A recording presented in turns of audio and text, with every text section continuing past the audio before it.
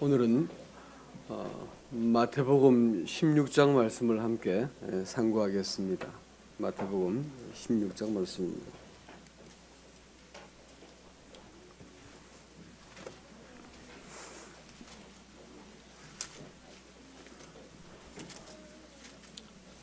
제가 빠르게 읽겠습니다. 마태복음 16장 말씀입니다.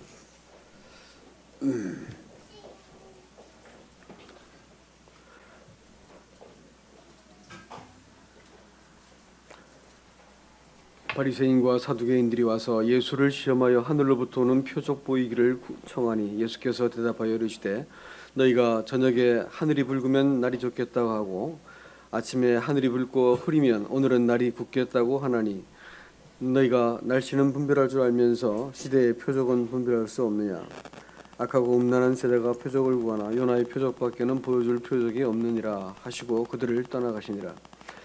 제자들이 건너편으로 갈새 떡 가져가기를 잊었더니 예수께서 이르시되 삼가 바리새인과 사두개인들의 누룩을 주의하라 하시니 제자들이 서로 논의하여 이르되 우리가 떡을 가져오지 아니하였도다 하거늘 예수께서 하시고 이르시되 믿음이 작은 자들아 어찌 떡이 없으므로 서로 논의하느냐. 너희가 아직도 깨닫지 못하느냐. 떡 5개로 5,000명을 먹이고 주운 것이 몇 바구니이며 떡 7개로 4,000명을 먹이고 주운 것이 몇 광주리인지 기억하지 못하느냐. 어찌 내 말하는 것이 떡에 관함이 아닌 줄 깨닫지 못하느냐. 오직 바리새인과 사두개인의 누룩을 주의하라 하시니 그저서야 제자들이 떡의 누룩이 아니요 바리새인들과 사두개인들의 교훈을 삼가라고 하시는 줄을 깨달으니라. 예수께서 빌립보 가이사랴 지방에 이르러 제자들에게 물어 이르되 사람들이 인자를 누구라 하느냐. 이르되 세례 요한 더러는 엘리야 더러는 에레미야나 선지자 중 하나라 하나이다. 이르시되 너희는 나를 누구라 하느냐. 시몬 베드로가 대답하여 이르되 주는 그리스도시요 살아계신 하나님의 아들이시니이다. 예수께서 대답하여 이르시되 바요나 시몬아 내가 복이 있도다. 이를 내게 알게 하니는 혈육이 아니요 하늘에 계신 내 아버지시니라. 또 내가 네게 이르노니 너는 베드로라. 내가 이 반석 위에 내 교회를 세우리니 음부의 권세가 이기지 못하리라. 내가 천국 열쇠를 내게 주리니 내가 땅에서 무엇이든지 매면 하늘에서도 매고 매일 것이요 내가 땅에서 무엇이든지 풀면 하늘에서도 풀리리라 하시고 이에 제자들이 경고하사 자기가 그리스도인 것을 아무에게도 이르지 말라 하시니라. 이때로부터 예수 그리스도께서 자기가 예루살렘에 올라가 장로들과 대제사장들과 서기관들에게 많은 고난을 받고 죽임을 당하고 제3일에 살아나야 할 것을 제자들에게 비로소 나타내시니 베드로가 예수를 붙들고 항변하여 이르되 주여 그리 마옵소서. 이 일이 결코 주께 미치지 아니하리이다. 예수께서 돌이키시며 베드로에게 이르시되 사단아 내 뒤로 물러가라. 너는 나를 넘어지게 하는 자로다. 내가 하나님의 일을 생각하지 아니하고 도리어 사람의 일을 생각한다 하시고 이에 예수께서 제자들에게 이르시되 누구든지 나를 따라오려거든 자기를 부인하고 자기 십자가를 지고 나를 따를 것이니라. 누구든지 제 목숨을 구원하고자 하면 잃을 것이요 누구든지 나를 위하여 제 목숨을 잃으면 찾으리라. 여기까지만 읽겠습니다. 우리 하나님께서 천지를 창조하시고 이 구속의 사역을 다 이렇게 이루셨습니다. 근데 우리 하나님께서 이 구속의 사역을 창세 전부터 계획을 하셨고요. 이 구속이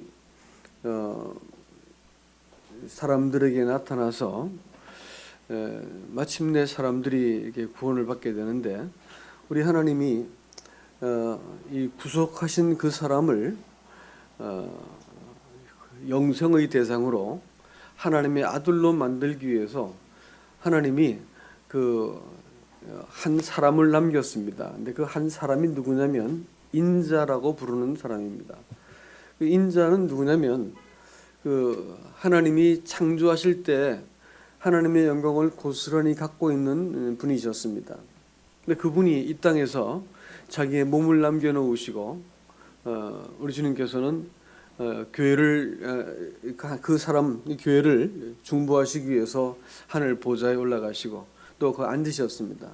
우리 주님께서 보좌에 앉았다고 하는 말은 뭐냐면 구속의 사역이 완전하게 끝났다라는 것을 말합니다. 조금도 부족함이 없고 조금도 더할 것이 없이 완전하게 구속이 이루어졌기 때문에 예수님께서 지금 앉으셨다라는 것을 말하고 있습니다. 그리고 주님은 그곳에서 우리 몸된 교회를 위해서 지금 중보하고 계십니다. 구속의 사역이 완성되었기 때문에 완성된 것을 근거로 오신 분이 성령이십니다. 성령은 몸된 교회가 시작될 때, 교회가 언제 시작되냐면 성령이 딱 오셨을 때 시작됩니다. 그리고 성령은, 이 교회는 사단에게 있어서는 곧 자기를 심판할 대상이기 때문에 교회가 시작되자마자 사단이 격렬하게 저항을 합니다. 그리고 교회를 공격하기 시작하죠. 첫 번째 공격이 뭔지 아십니까? 오순절 때 하나님이 큰 그 역사를 보여주니까 오순절을 지키기 위해서 이 디아스포라들, 흩어진 유대인들이 다 올라와가지고 오순절을 지키러 왔어요. 근데 하나님의 놀라운 기적을 보니까 집에 돌아가지 않는 겁니다. 그리고 나서 하나님의 일들을 지켜보기 위해서 예루살렘에 남아있는데 그 사람들 먹여야 할 거 아니에요. 그러니까 바나바가 자기 땅을 이렇게 사도들의 발 앞에 놓습니다. 그러니까 그것을 가지고 이렇게 디아스포라들을 먹였죠. 그리고 그렇게 하니까 사람들이 이 바나바를 존중히 여기는 걸 봤거든요. 그러니까 이 아나니아라고 하는 사람도 나도 하자 해가지고 이제 그 땅을 팔아가지고 사도들의 발 앞에 놓는데 일부를 챙겨놓고 일부만 드렸고 다 드렸다고 말을 했습니다. 그랬더니 베드로가 그를 불러가지고 묻기 시작합니다. 이것이 네가 그 땅값의 전부냐 이렇게 물었습니다. 그랬더니 그렇다고 얘기를 했어요. 그랬더니 베드로가 매우 특별한 얘기를 해요. 뭐냐면 네가 이 성령을 속였구나 이렇게 말하면서 책망을 합니다. 그랬더니 갑자기 아나니아가 생명이 끊어져 버렸습니다. 이 얘기를 잘못 들으면 헌금을 떼먹지 말라 말로 이렇게 우리가 듣게 되지만 그런 얘기가 아니에요. 이건 뭐냐면 사단이 하나님의 이 땅에 남겨놓으신 몸, 그리스도께서, 성도와 그리스도가 영원히 영생의 관계를 유지하기 위해서 이 땅에 그 남겨놓으신, 그래서 성도를 보호하시고 양육하시고 온전한 몸이 되게 하도록 하시기 위해서 영원한 연합을 이루기 위해서 남겨놓으신 것이 교회거든요. 교회는 하나님의 비밀이었습니다. 하나님 가슴속에서 품고 있다가 마침내 아들의 죽음을 통해서 성령의 보내짐을 통해서 시작된 것이 교회예요. 교회를 우리가 정말 잘 알지 못하면 그저 이렇게 그 기독교 믿는 사람들이 모인 집단이 교회가 되고 맙니다. 그런 것은 천지빛깔이지요. 흔하디 흔한 것입니다. 그러나 홍수가 나면 뭐가 제일 귀하다고요? 먹을 물이 귀하다 했죠. 먹을 물이 귀해. 요즘은 그런 일 별로 없지만 옛날에는 이 우물물 때문에 홍수가 나면 먹을 물이 없어졌어요. 사람들이 병 걸렸습니다. 오늘날 지천에 널린 게 교회인데 하나님의 교회는 참 드뭅니다. 진리를 말하고 또 성경에 근거한 교회는 참 드물어요. 사단이 교회를 설득합니다. 그래가지고 아나니아라고 하는 사람을 자극해가지고 누구를 공격을 하냐면 성령을 이렇게 공격을 해서 성령과 성도를 분리시키는 일들을 제일 먼저 공격했습니다. 그래서 성령을 속이고도 그들이 신앙의 교회가 이루어질 수 있고 또 이렇게 자기네들을 이렇게 자기네들이 섬길 수 있다고 생각했습니다. 근데 그 일이 일어나자마자 이것은 매우 긴박한 일이고 하나님의 교회의 존립이 걸린 문제이기 때문에 성령께서 즉시로 개입하셨어요. 그래가지고 아나니아를 데려갑니다. 물론 삿발에도 데려가죠. 교회는 존재할 수 있는 모든 근거가 뭐냐면 성령이세요. 성령께서 예수 그리스도의 머리 되심을 증거하시고 성령께서 교회가 내려질 결정과 인도하심에 대해서 모두 관여하세요. 이것이 어떤 사람에 의해서 좌지우지되면 뭐가 될까요? 교회가 안 되는 겁니다. 교회가 망가지는 거예요. 그리고 사단이 격동했던 부분이 뭐냐면 사람이 갖고 있는 이 공명심입니다. 그래서 나도 인정받을 거야, 나도 무엇인가 될 거야 라고 하는 생각을 이렇게 심어줘 가지고 아나니아라고 불필요한 일을 하겠죠. 뭐 안 드려도 될 문제였었고 근데 괜히 들여가지고 곤란을 겪었죠. 그래서 이제 교회가 어려움을 겪는 두 번째 문제가 뭐냐면 교회가 머리를 잘 붙드는 일을 할 것인가 아니면 각자 힘센 사람들이 교회를 세워나갈 것인가 하는 문제예요. 힘자랑하면서 내가 세냐 내가 세냐, 네가 더 영적이냐 내가 더 영적이냐 이래가지고 이제 이 힘자랑하면서 교회를 만들어가는 것은 이제 세상에서 보는 것이죠. 이 세상에 있는 관계는 두 가지 관계가 있습니다. 하나는 힘의 관계가 있고요. 또 하나는 관계의 힘이 있습니다. 힘의 관계란 것은 뭐냐면 하나님을 힘으로 보고 사단이 그걸 전복시키려 했었어요.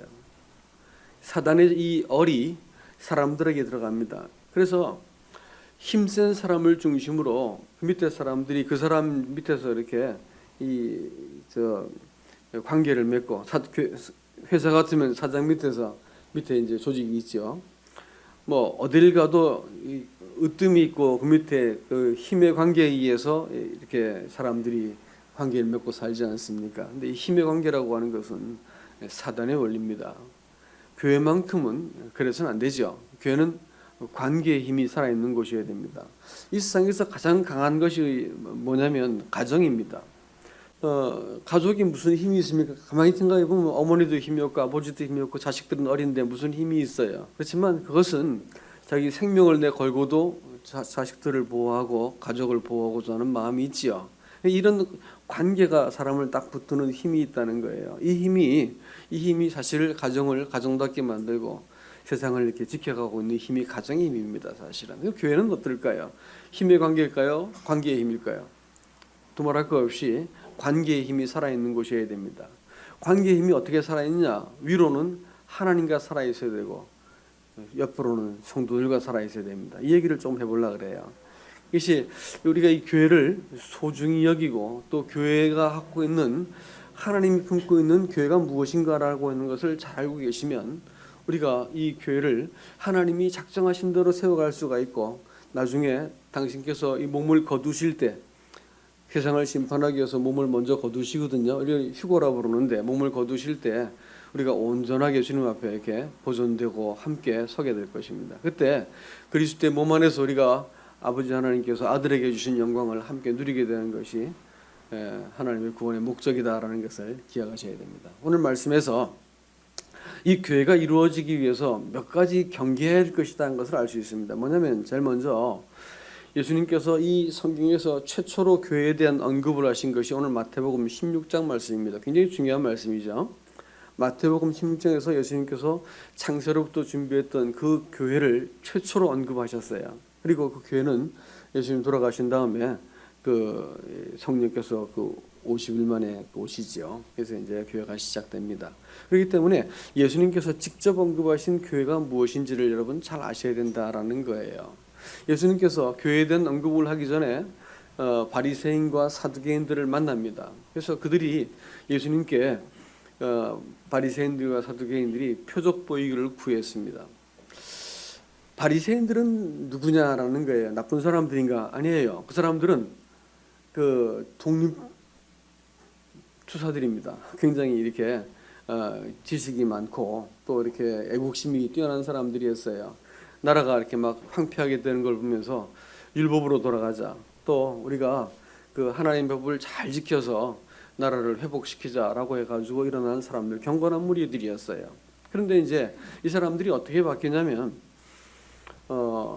율법을 지키는 것으로 하나님의 규정을 수단으로 삼아, 지킨 것을 수단으로 삼아 가지고 하나님의 나라를 세우자 이렇게 하다 보니까 정작 하나님 자신한테 관심을 보이는 게 아니고 율법 지키고 규정을 따지는 것에 관심을 갖기 시작합니다. 그래가지고 하나님을 방법으로 알았어요. 하나님 말씀을 방법으로 알게 됩니다. 하나님 자신이 아니고 하나님의 말씀 자체를 섬기다 보니까 그들이 말씀을 잘 연구는 하지만 하나님에 대해서는 잘 모르게 됩니다. 그래서 마침내 예수님께서 이 땅에 오셨을 때 헤롯이 예수 동방박사들의 그 내방을 받고 예수가 어디서 태어나겠느냐, 메시아가 이렇게 말하니까 그들이 메시아가 태어날 곳을 정확하게 알려줍니다. 성경을 관통했죠. 그러나 메시아가 온다는데 헤롯한테 알려주면 죽을 것을 아는데 알려줬어요? 뭘까요? 그들이 갖고 있는 지식은 자기를 먹여 살리고 자기를 위한 수단이었다는 것을 알 수 있습니다. 방법주의입니다. 하나님을 수단으로 알고 있었고 하나님의 말씀을 도구로 알고 있던 사람들이 바로 바리새인들이었어요. 또 한 사람들은 사두개인들이죠. 사두개인들은 이 제사장 집안입니다. 제사장은 세습이 되기 때문에 부와 명예를 갖고 있던 사람들이었습니다. 그러나 그들은 현실주의자였어요. 그래가지고 내세를 믿지 않습니다. 이 땅에 살면서 이것이 나한테 도움이 되는지, 그것이 합리적인지 그런 것만 따졌어요. 그래가지고 예수님이 오셨을 때 이 대제사장 사람들은 뭐냐면 저 사람이 죽어야만 이 나라가 로마에게 먹히지 않겠다 그래가지고 예수 죽일 것을 작정한 사람들이 이 사두개인들이자 합리적인 사람들입니다. 우리는 이 사람들을 일컬어서 실용주의다 이렇게 말을 할 수 있겠습니다. 신앙이 사실은 예수가 목적이 된다거나, 예수가 수단이 된다거나, 예수 믿는 것이 나한테 좋으니까 도움이 되니까 믿어준다라고 말하는 실용주의와 이 방법주의라고 말하는 그것은 사실 우리가 경계해야 될 교훈이다라는 것입니다. 오늘날 기독교가 이런 점에 있어가지고 교회가 점점 어떻게 되냐면 사람들의 입맛에 맞고 편리한 대로 바뀝니다. 사실 하나님을 사람이 섬기고 따라야 되는 거지. 하나님이 사람한테 아첨하기 시작하면 그건 이제 교회가 안 되는 거죠. 근데 많은 경우 사람들이 자기들한테 맞는 하나님을 구하고 교회가 사람들에게 맞춰주길 바랍니다. 사실 그러나 교회는 우리가 교회가 교회다울 수 있는 유일한 근거는 뭐냐면 하나님을 머리로 삼고 또 하나님의 뜻을 따르기 때문에 교회가 가치가 있는 것이죠. 여기 모여 있는 사람들의 사회적 지위와 또 경제적인 어떤 그 소유의 크기가 회중의 그 질을 결정하지 않습니다. 여러분들이 뭐 사회에서 어떤 분인지는 잘 모르겠습니다만은 그런 것이 이 교회를 결정하는 게 아니고 여러분이 그리스도를 어떻게 고백하고 또 여러분이 그 믿는 그 대상이 예수 그리스도가 분명하다 할 것 같으면 그 자체로 존귀한 무리가 되는 것이지 여기 모이는 사람들의 숫자라든지 건물의 가격이 여러분들을 결정하는 것이 아니다라는 것입니다.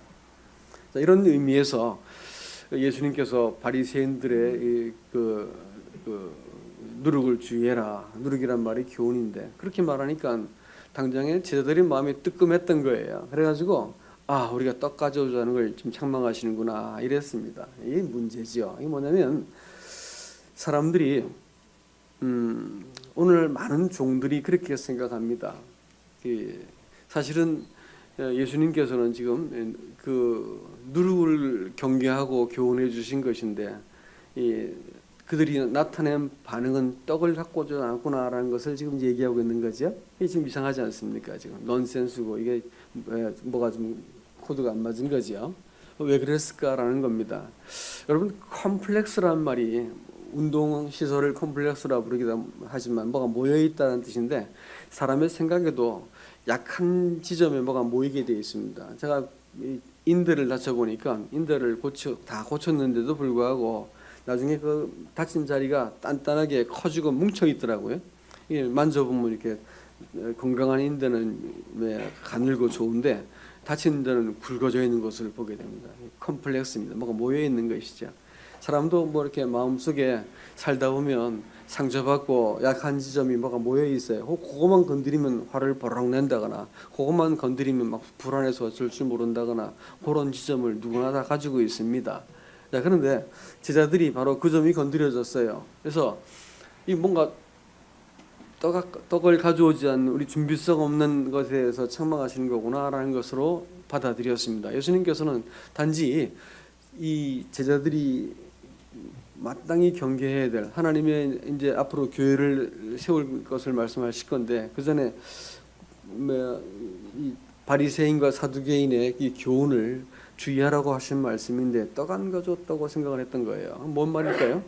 이 사람들은 자기네들이 무엇인가 잘 준비하고 사람이 최선을 다하면 하나님의 일이 이루어질 것이라고 생각합니다. 그러나 그렇지 않습니다. 하나님의 일은 하나님이 하시고요. 또 교회는 하나님이 세웁니다. 이 말씀은 이제 그 뒤에 나오죠. 문제를 보는 관점이 내가 잘해야 교회가 세워질 것이다. 내가 잘해야만 이 가정이 세워지고 내가 잘 될 것이다 생각하지만 사실 우리 개인과 교회의 운명은 누구에게 달려 있냐면 우리가 일단 그리스도의 것으로 구매되고 나면 그리스도께 달려 있습니다.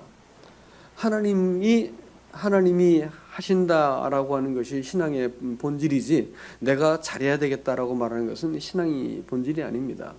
여러분 이 shall이라고 하는 단어가요 재밌습니다. I shall 이렇게 말하면 I will하고는 의미가 달라져요. will은 내가 무엇을 하겠다라는 것이고요. shall은 그렇게 될 거라는 겁니다. 그리스도 믿고 있는 신앙은요 I will이 아닙니다. 그것은 사단이 품었던 생각이에요. 그렇게 말씀할 수 있는 것은 하나님밖에 없습니다. 하나님만 자기 의지를 갖고 섭리하시고 인도하시고 결정하시는 거예요.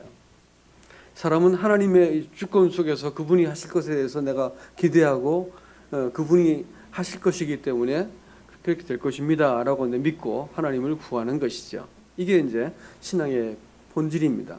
우리 개인에 있어서도 하나님이 하시는 것과 내가 해야 된다라고 하는 것 사이에서 우리는 늘 갈등을 하지만 우리가 아무것도 안 하고 늘어져 있으란 말이 아니고요. 우리가 일상을 살고 최선을 다하지만 하나님이 내 인생의 주권자시다라고 믿는 것하고 내가 어떤 문제가 오면 내가 잘못해서 그래, 내가 실수했네, 그러면 안 되는데 이렇게 하고 인생을 바라보는 사람들하고는 근본적인 차이가 있습니다. 하나님께서 우리 인생을 값을 쓰고 당신의 소유로 삼았어요.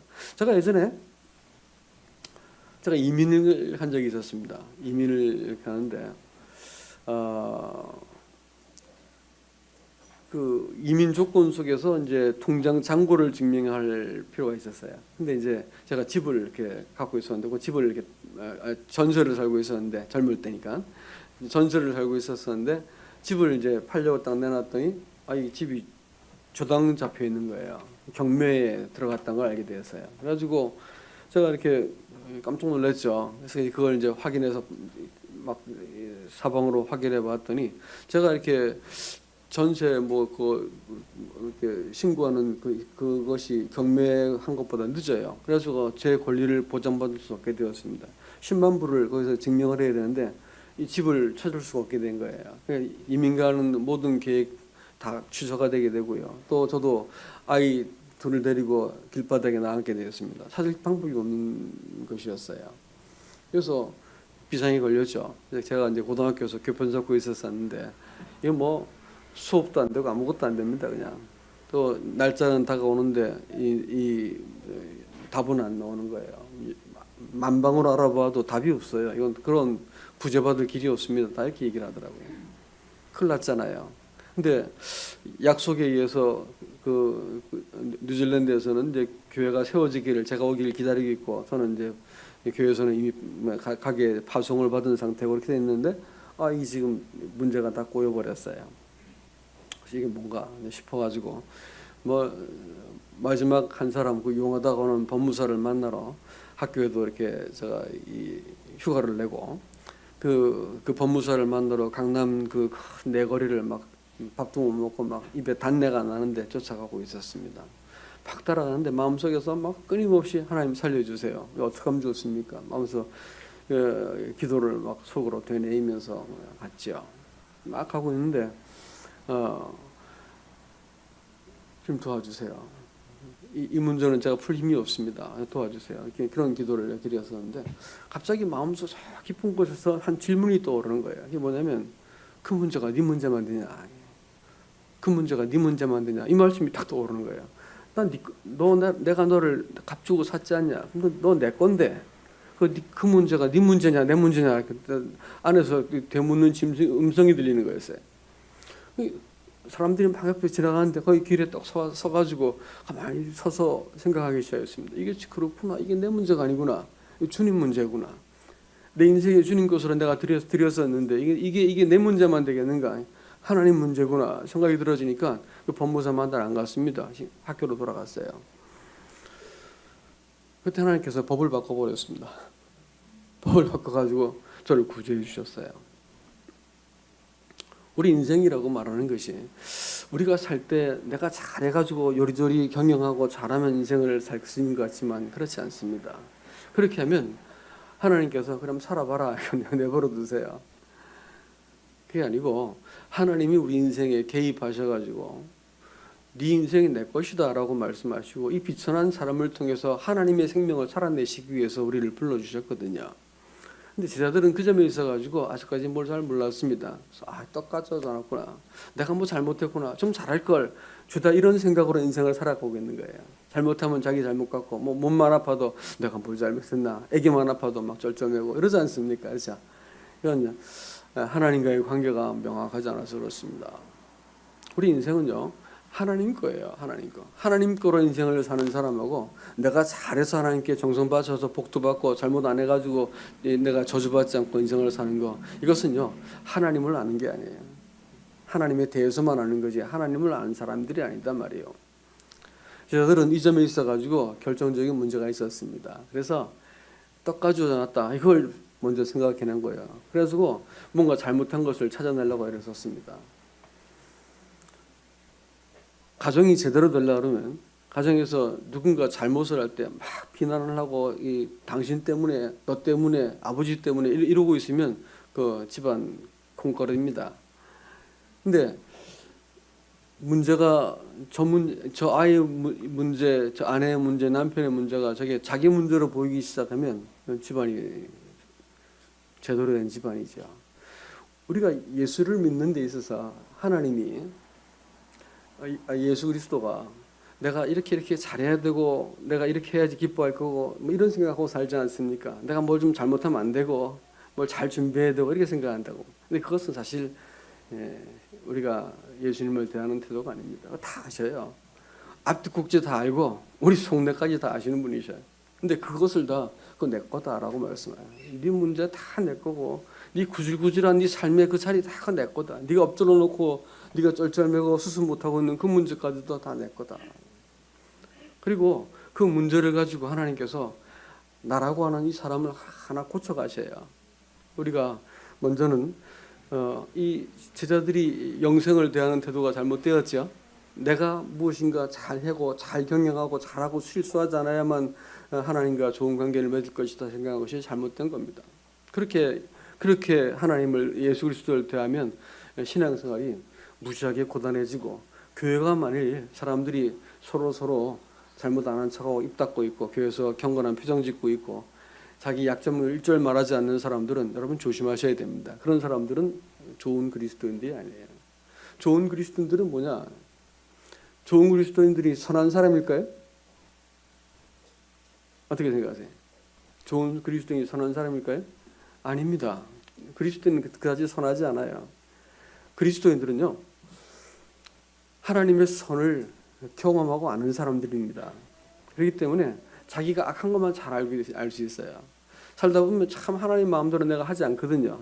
내 멋대로 살거든요. 그런데 이렇게 부딪히고 저렇게 부딪히고 보니까 하나님이 내 넘어진 자리에서 이렇게 세우신 걸 보니까 야 역시 하나님이시구나.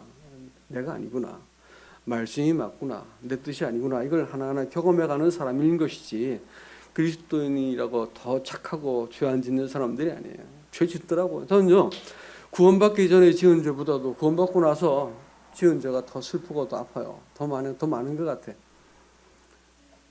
구원받고 나니까 하나님 앞에서 그 빛 앞에 서니까 숨겨져 있는 죄의 동기까지 다 드러나더라고요. 그러니까 부끄러워서 설 수가 없어. 어떻게 하나님 어느 날 앉아가지고 하나님 어떻게 나 같은 사람 사랑했습니까? 이렇게 고백한 적이 있었어요.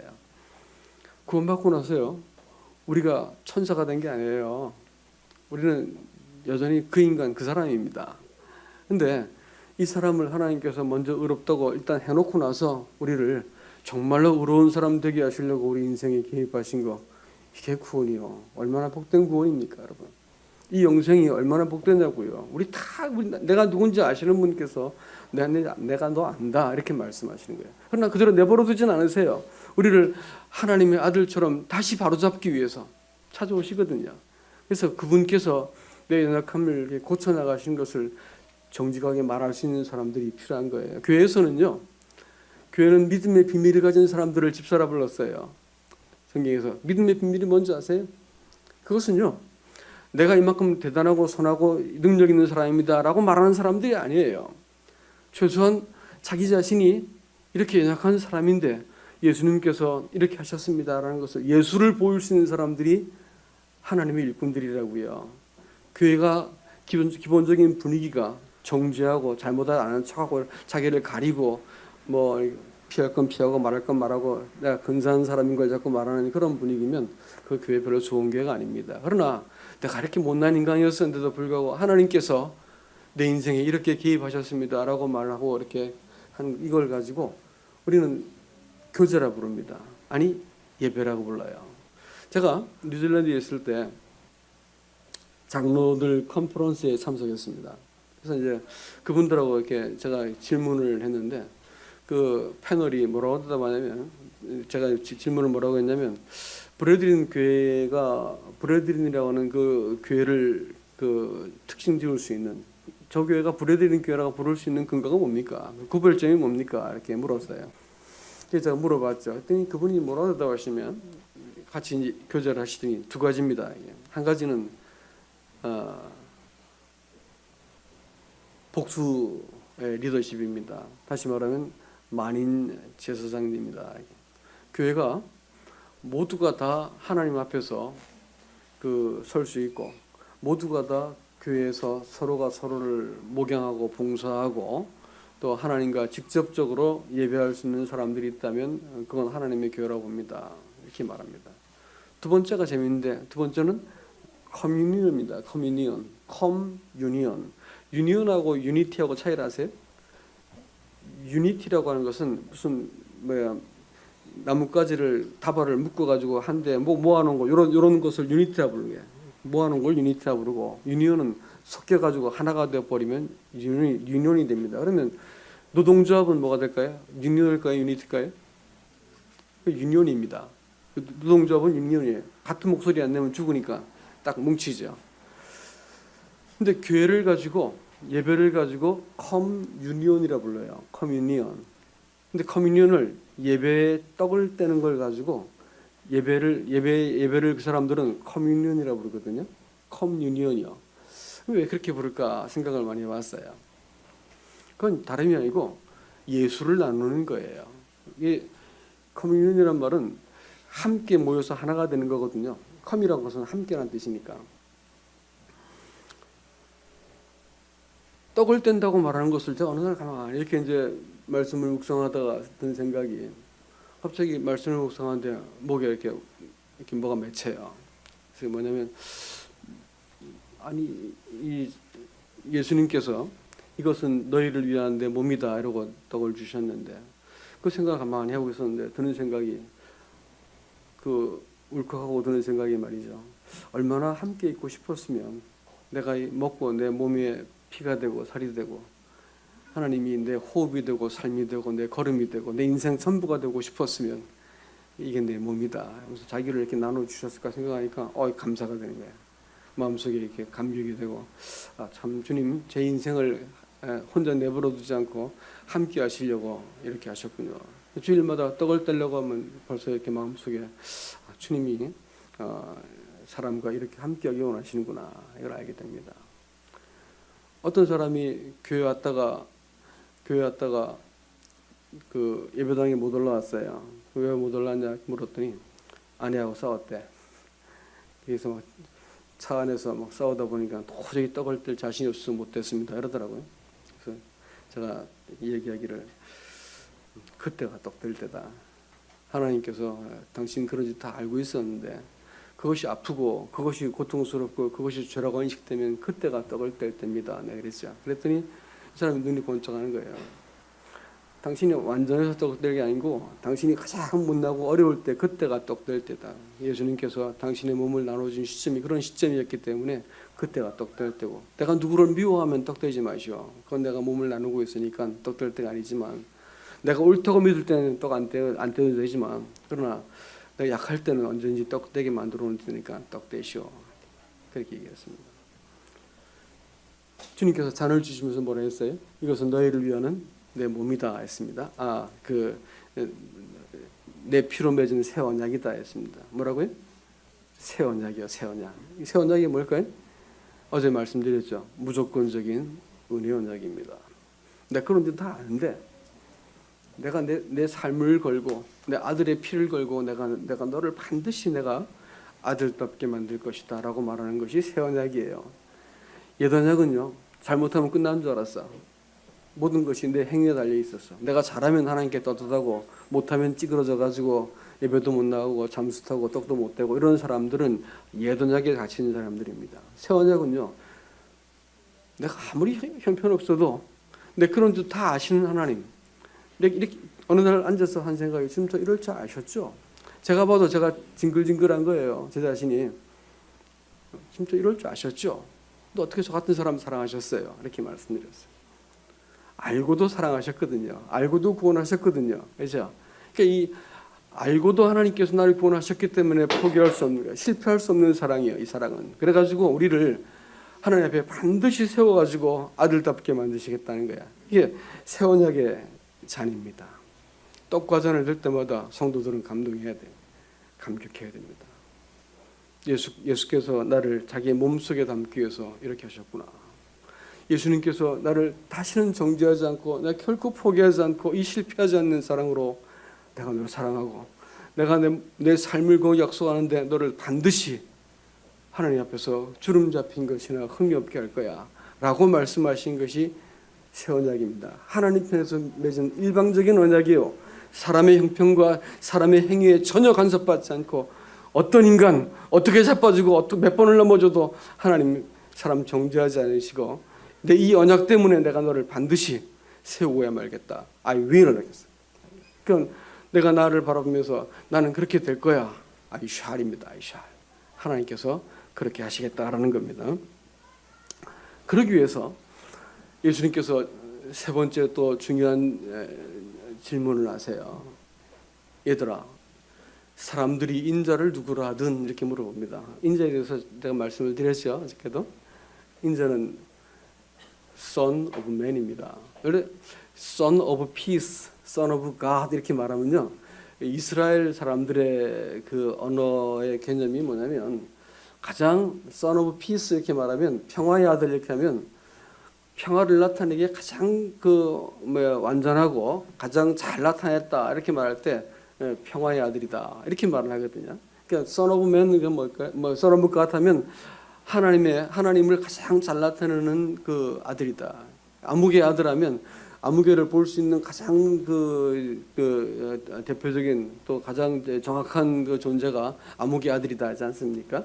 그렇다면 Son of Man 하면 하나님이 창조하신 바로 그 사람이다라는 거예요. Son of Man입니다.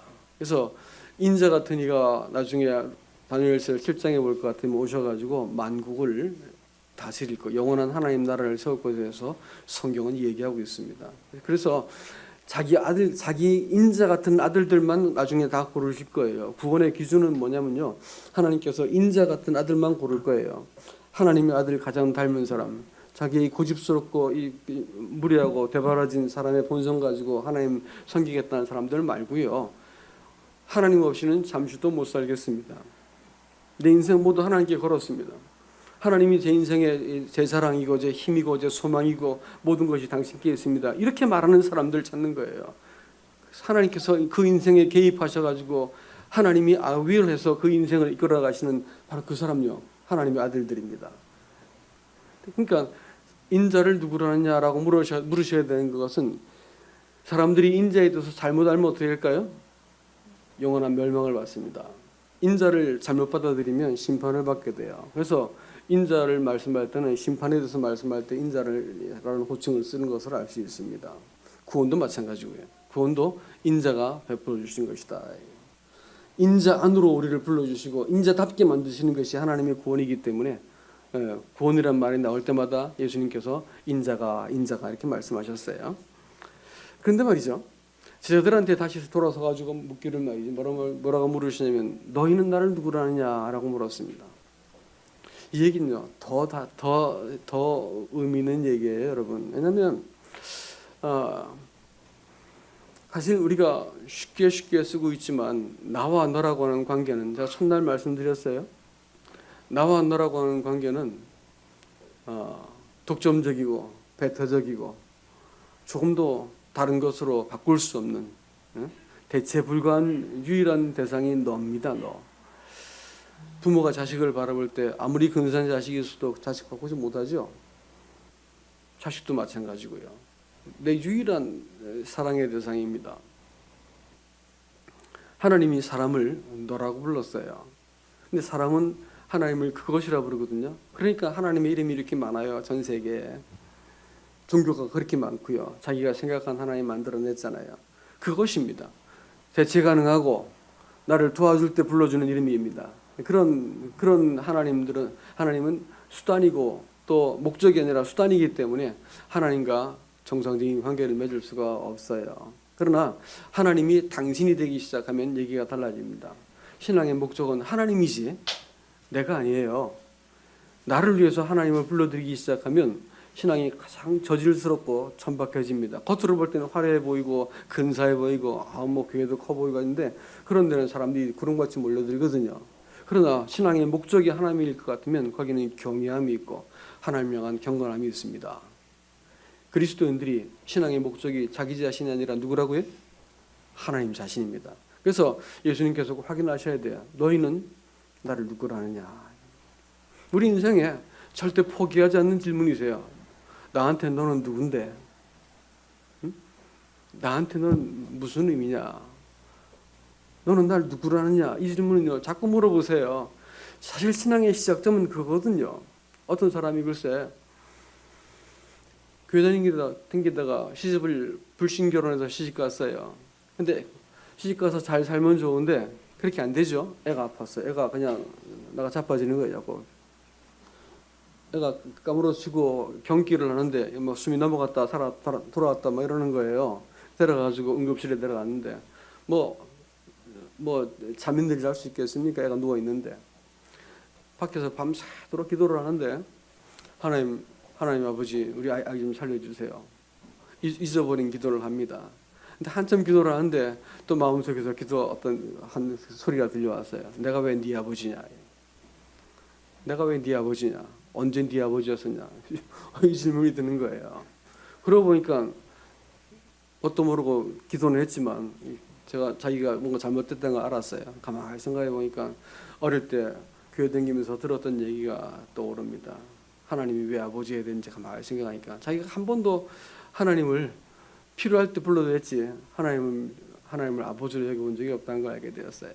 그래서 아이 병은 병이고 내가 지금 하나님 앞에서 그 복도에서 무릎을 꿇고 아버지 하나님 잘못됐습니다. 제가 잘못했군요 하면서 회개를 합니다. 물론 아이는 하나님께서 살려주셨죠. 여러분 사실은 우리가 교회도 알고 기독교도 알고 성경도 알고 구원받는 길로도 알지만 예수를 잘 모릅니다. 아버지 하나님을 잘 몰라요. 그분을 정말 마음으로 대면해서 그분 앞에 마음으로 예배하는 걸 잘 못하기 때문에 우리 신앙생활이 천박합니다. 예수님께서 너희는 나를 누구라 하냐라고 물으신 것은 이런 의미에서 아주 중요한 질문입니다. 우리가 많은 사람들이 하나님을요 초월적인 존재로 알고 있어요. 맞죠, 물론. 근데 하나님이 초월적인 존재이기만 하면 사실 바깥에 나가도 흔한 신들이 다 그런 존재들 아닌가요? 종교가 뭐가 됐든지 초월한 힘만 딱 보았다 하면 사람들이 구름대같이 모여가지고 천주교도 그렇더라고요. 성모가 눈물을 흘렸다든지 성모상에서 그래가지고 사람들이 기도했더니 나았다 그러면 거기 막 구름대같이 몰려듭니다. 초월한 하나님을 볼 것 같으면 사람들이 그걸 믿음의 대상으로 생각하죠. 아니에요, 여러분. 그거 아닙니다. 그건 신앙의 대상이 아니고요. 그건 우리가 말하는 믿음이 아니에요. 계시입니다. 너는 나를 누구라 하냐 했더니 베드로가 뭐라고 했냐면 주는 그리스도시요 살아계신 하나님의 아들입니다라고 고백을 했어요. 그랬더니 예수님께서 정말 감동을 하시면서 뭐라냐면 바요나 시몬아 네가 참 복이 있다. 이걸 알게 한 것이 하늘 하나님이었다라고 말씀하면서 그거 알게 되어진 이 고백이 누구로부터 왔다고요? 하나님으로부터 왔다는 계시입니다. 하나님을 알게 된 거예요. 예수 그리스도를 알게 된 거예요. 그분을 내가 인격적인 대상으로 알게 되어지고 밝은 눈으로 보게 되어지니까 예수님께서 마음에 감동을 받으시고 그 잠시 후에 나와야 될 것을 미리 말씀해 버린 거예요. 성령이 오셔가지고 교회가 시작돼야 되는데 그걸 미리 말씀해 버린 거라고요. 내가 이 반석 위에 내 교회를 세울 거다라고 말했습니다. 여러분, 교회가 이렇게 시작되는 거예요.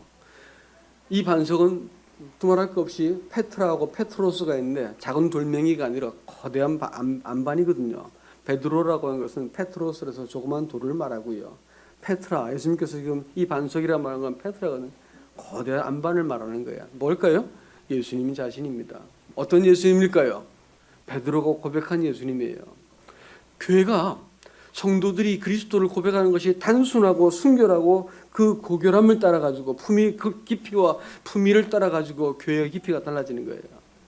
인도자가 되기 시작하면 예수 그리스도를 그렇게 믿는 분들, 그렇게 고백한 예수 그리스도를 고백한 그 고백 위에 교회가 서는 거기 때문에 여러분이 알게 된 그리스도, 여러분이 섬기고 사랑하는 그리스도, 그분만큼 절대로 교회가 더 이상 더 나아갈 수가 없습니다. 그만큼 나가는 거예요. 그러니까 이런 의미에서 하나님께서 베드로에게 계시로서 그리스도를 보여주었습니다. 성도들도 그 초월한 하나님 알 것 같으면 절에 가도 있고요. 많이 있어요. 그렇지만 그것은 하나님이 아니고 하나님 비슷한 짝퉁들이지요. 그건 뭐 사실 뭐 기적은 여기저기 일어나니까요. 기적 자체가 신앙의 대상은 아닙니다. 우리가 갖고 있는 신앙은 인격적인 대상 예수 그리스도시죠. 알게 되었을 때 예수님께서 즉시로 이 교회를 내가 세울 것이다 이렇게 얘기했습니다. 너는 바요나 시모나 이렇게 부르셨어요? 바요나 시모나라고 말하는 것은 이 사람의 처음 이름입니다. 요나의 아들 바요나니까요. 요나의 아들 시모나 이렇게 그 사람의 볼품없는 출생까지 다 들춰내시면서 시모나 이렇게 부르신 다음에 너는 베드로라 이렇게 말씀하세요. 이름을 바꿔버리십니다. 베드로라. 시몬이라는 것은 갈대를 말해요. 상황 따라 감정 따라 사람 따라 이리저리 흔들리고 줏대 없이 살아오던 인생을 말합니다. 근데 베드로는 돌멩이거든요. 바위거든요. 움직이지 않는 견고한 바위입니다. 예수님께서 붙여진 이름이에요. 너는 베드로다. 그런데 시몬이 아니야 더 이상 이렇게 말씀하시면서 베드로를 이름을 호칭을 합니다. 그러면 말이죠, 여러분. 성도를 구원하는 목적이 뭘까요? 구원의 목적이 분명히 나타납니다. 그것은 장차 내가 너를 개발하 부르기 위해서 구원하신 거라고요. 근데 언제 불렀어요? 교회를 세우기 위해서 불렀어요.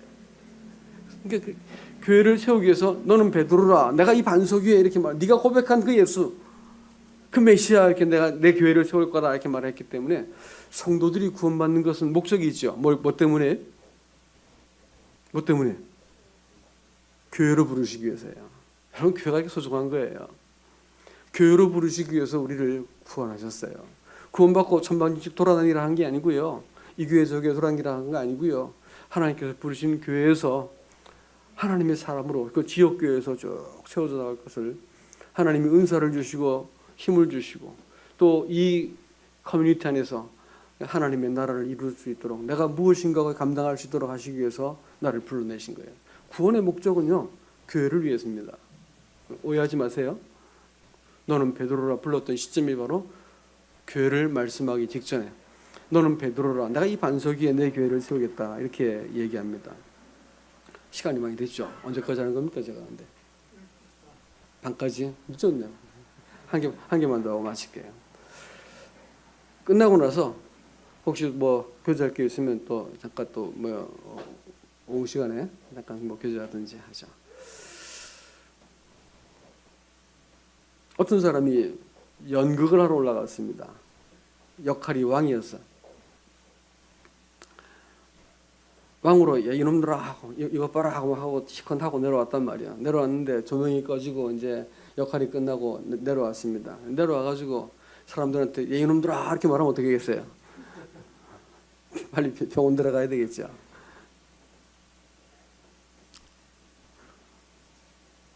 여러분, 어떤 목사가 설교를 막 하니까 갑자기 그 사모가 자기 숙소에 가가지고 소 타고 뭐하고 다 들고 강대상으로 올라옵니다. 여보 웬일이요? 나는 설교하는 당신하고 살고 싶습니다. 집에서 보는 당신은 지긋지긋합니다. 이렇게. 교회에서는 천사편인데 집에만 가면 폭군이 되어버리는 사람들 있지 않습니까? 말도 함부로 하고 자식들도 함부로 대하고 남편과 아내에 대해서 함부로 말하고 욕심대로 다 하고 고집대로 다 하고 아무리 봐도 자식들이 볼 때 교회에서 보던 그 상냥한 어머니 아버지가 아닌 거야. 어? 집에 가서 보는 어머니 아버지하고 교회에서 보는 어머니가 틀린 거예요. 어느 게 진짜입니까? 그 무대 위에서 놀던 그 친구가 진짜입니까? 내려온 사람이 진짜입니까? 교회에서 보던 사람이 진짜입니까? 아니면 집에서 마구 풀어져 있는 그 사람이 진짜입니까? 한 사람만 해야지. 둘 다 할 수는 없잖아요. 누가 납니까? 누가 나냔 말이요. 주님이 부른 이름이 납니다. 아시겠습니까? 너는 베드로다 했습니다. 우리 인생이 어떻게 살았든지 주님께서 내가 어떤 실패해서 못난 자리에 있다 하더라도 주님이 뭐라 부르십니까? 너는 베드로야 이렇게 말하는 거예요. 너는 베드로야. 여러분 기억하시기 바랍니다. 우리한테는 명백하게 두 인격이 있어요. 하나는 옛사람이라 부르고 자기가 인생의 주인이 되어서 인생을 요리조리 경영하던 나라고 하는 사람이 있습니다. 저 지난 시간에 말씀드렸죠. 요한복음 10장에서 그 사람 믿지 마세요. 진짜 나는 누굴까요? 예수 그리스도를 발견하고 그 앞에서 내가 무릎 꿇어보고 그분을 대면해서 보았더니 그때 하나님의 얼굴빛 앞에서 그 인자한 얼굴빛 앞에서 용납되어진 사람, 예? 하나님의 그 사랑과 이 거룩하심 앞에서 내가 받아들여진 나를 내가 좀 기억해 보시기 바랍니다. 그게 납니다. 그게 그 사람이 나예요. 누가 뭐라 해도 너는 베드로다 이렇게 말하는 거예요. 베드로로 살 수 있길 바랍니다. 성도가 둘 중에 하나만 살아야 돼요. 여기 가선 이렇게 처세하고 저기 가선 저렇게 처세하면 정치인들도 철저라 해가지고 쫓겨납니다. 그렇죠? 그리스도인들이 예수님께서 우리 인생에 들어서 내가 네 인생을 살겠다. 이 초라하고 보잘것없는 인생을 내가 네 인생을 살겠다라고 하기 시작할 때 갑자기 어느 날 보니까 아내가 딴 사람인 거예요. 이쯤 되면 화를 내고 욕을 한 바가지 해야 되는데 아내가 안 그렇게 하는 거예요. 남편이 이쯤 되면 짜증을 부려야 되는데 짜증을 안 부리는 거예요. 사람들이 바뀌기 시작합니다. 누구 때문에요? 예수 때문입니다.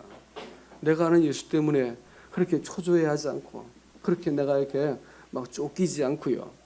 그렇게 모질어지지 않고 여유로워지고 예수가 나와 함께 계시고 내가 예수 것이고 내 인생이 어찌 되어도 그분 안에 있다는 것을 알게 될 것 같으면 내가 그렇게 모질어지지 않습니다. 여유롭게 내 인생을 바라보고 하나님 앞에 구할 수 있게 됩니다. 그럼 이 예수 그리스도 여러분이 더 가까이 섬기고 사랑할 수 있길 바라고요. 예수님이 불러준 이름 그 이름대로 여러분이 잘 설 수 있기를 주님의 이름으로 축복합니다. 이상입니다.